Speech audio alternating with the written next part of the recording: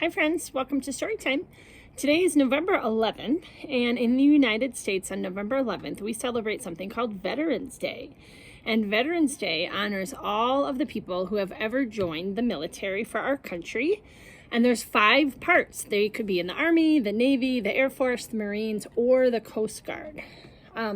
So we are going to read 2 short books today.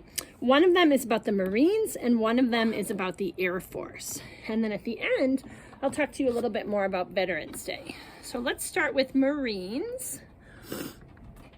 And, all right, that should work.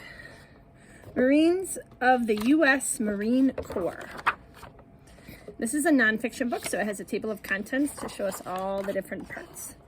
Joining the Marines. Men and women join the Marine Corps to protect the United States.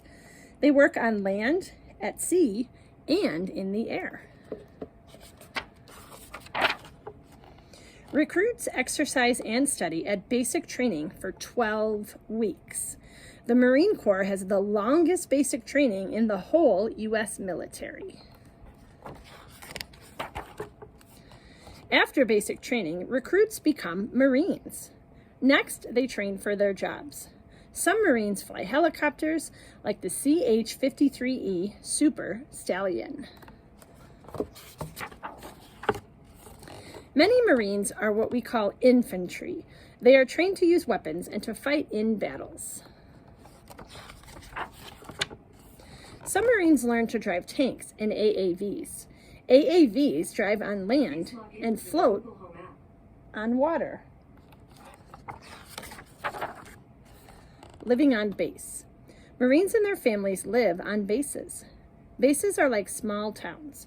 They have stores, hospitals, and homes. The Marine Corps has 21 bases. Bases are in the United States and around the world. Serving the country. Most Marines serve for 4 years. Career Marines stay in the Marine Corps for at least 20 years.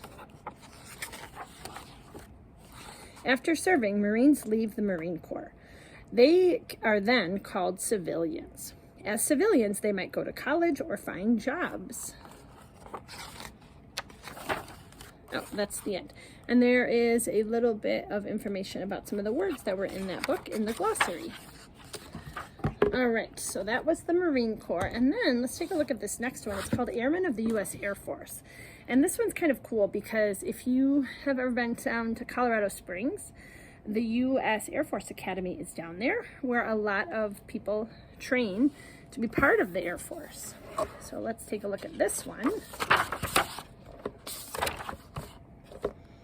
And here's our table of contents.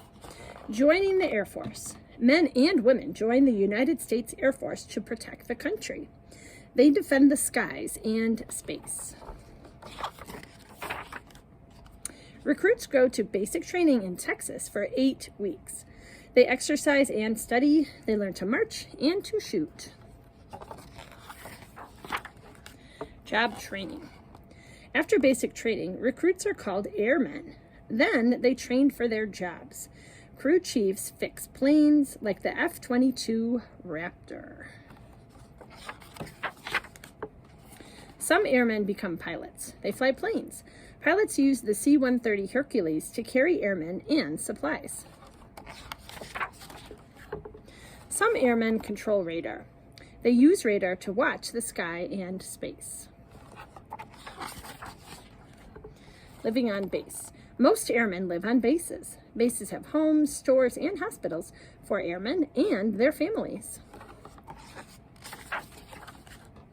Bases are in the United States and around the world. Airmen often move to another base every 4 years. Serving the country. Most airmen serve for 4 or 6 years. Career airmen might stay in the Air Force for 20 years or more. After serving, airmen leave the Air Force to become civilians. Some go to college, and others use their skills and training to find a job. So there was a lot of things in that one that was kind of similar to the Marine book, but they definitely have different kinds of training and have different special skills that they do. depending which branch of the military they are in. So friends, because we are honoring all veterans who have served in the military today, I thought it might be nice if you could give a shout out to anybody that you know that was in the military.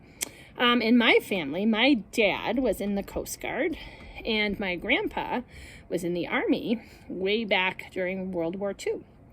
So those are two veterans that I wanted to acknowledge today, and I'm excited to see if you can share somebody from your family or from someone that you know. All right, bye friends.